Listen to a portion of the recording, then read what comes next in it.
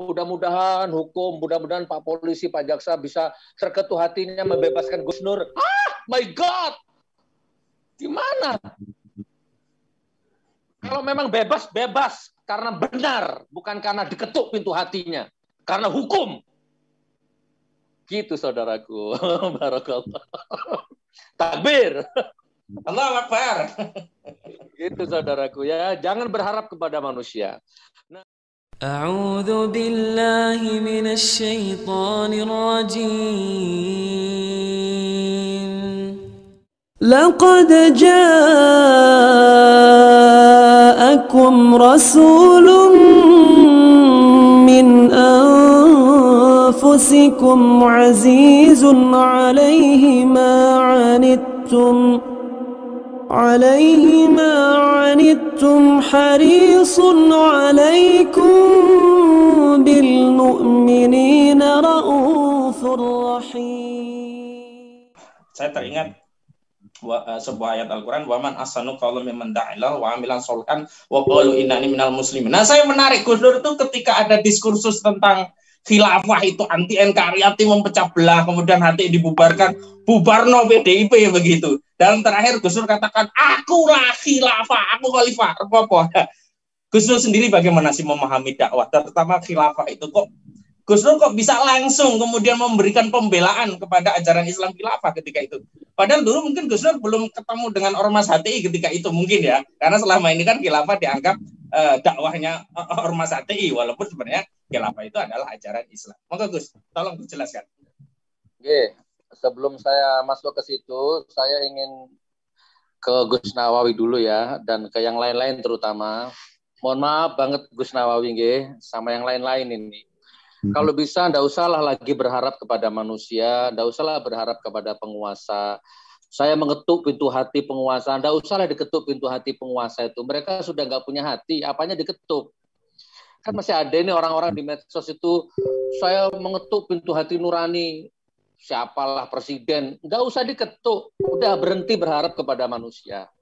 Ya, ketuk pintu langit sajalah. Ini mungkin, mohon maaf ini ya, siapapun, Gus Nawawi, sepurone, lebih kalau bisa dari sekarang bahasa-bahasa seperti itu hilangkan aja lah. Saya berharap kepada penguasa, saya berharap kepada fulan yang masih punya hati nurani, mudah-mudahan segera sadar. Nggak usah.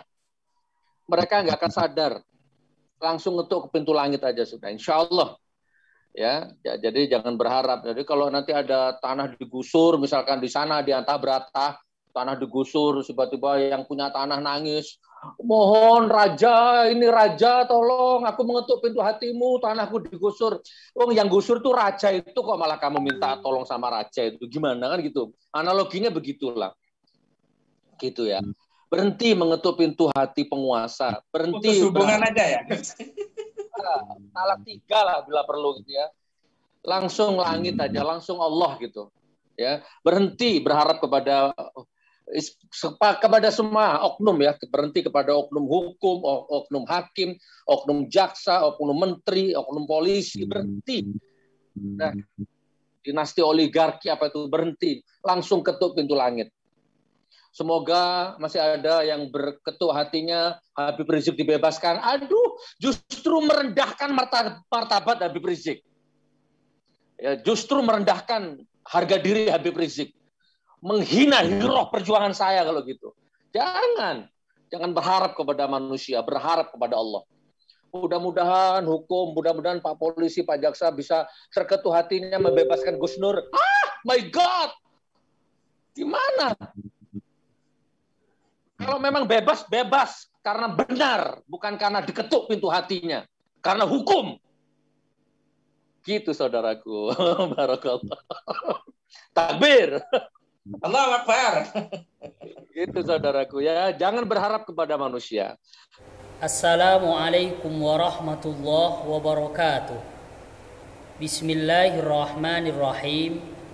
Alhamdulillahirabbil alamin. Wassalatu wassalamu ala ashrafil anbiya'i wal mursalin Sayyidina Muhammadin wa ala alihi wa sahbihi ajma'in, amma ba'du. Saudara-saudaraku kaum muslimin muslimat yang berbahagia, sebangsa setanah air. Sebenarnya apa yang disampaikan oleh Gus Nawawi itu merupakan pernyataan harapan ya. Tidak mengapa kita berharap, namun tetap berdoanya kita hanya kepada Allah Subhanahu wa taala. Jangan sampai apa yang disampaikan oleh Gus Nawawi disalahfahami oleh saudaraku Sugi Nur Harja. Kemudian pernyataannya mengatakan bahwa mereka sudah tidak punya hati, sesama muslim lah ya, apalagi presiden dikatakan tidak punya hati, ini merupakan perkataan ungkapan yang berlebihan.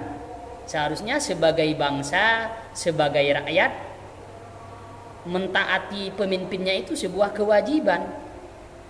Jadi melontarkan perkataan yang demikian merupakan perkataan yang sangat tidak baik, tidak bijaksana, salah menurut pandangan agama, salah menurut syariat Islam yang kita yakini kebenarannya.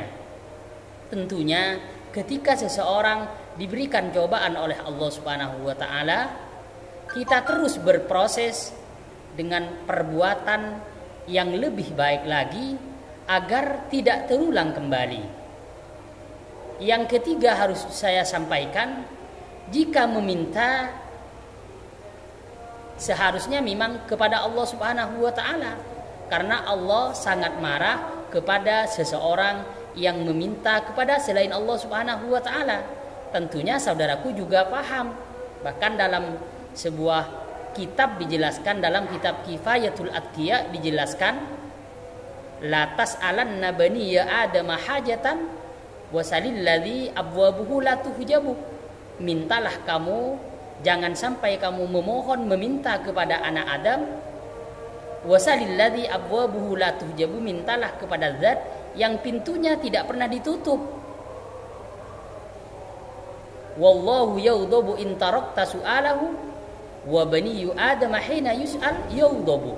Sedangkan Allah murka kepada seseorang, siapapun yang meninggalkan untuk meminta kepada Allah Subhanahu wa taala. Sedangkan anak Adam marah jika selalu diminta. Jadi apa yang disampaikan oleh Gus Nawawi merupakan pernyataan yang baik, yang sesuai. Namun disalah artikan, interpretasi dari saudaraku itu tidak sesuai. Jadi itu harus saya sampaikan kepada saudaraku. Jangan sampai saudaraku terus merasa dirinya paling benar, orang lain salah, sehingga yang demikian menutup kebenaran-kebenaran yang lain yang sesuai dengan ajaran agama, ajaran syariat Islam.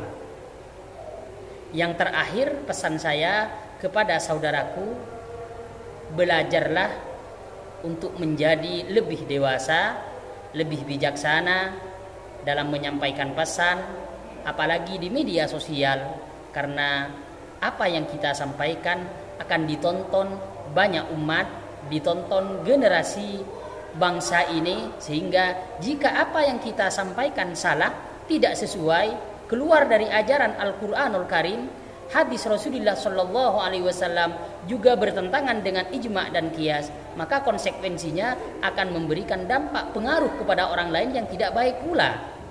Makanya itu yang harus kita pikirkan, agar sekali lagi yang kita sampaikan selalu dipikir berulang-ulang agar sesuai dengan firman Tuhan.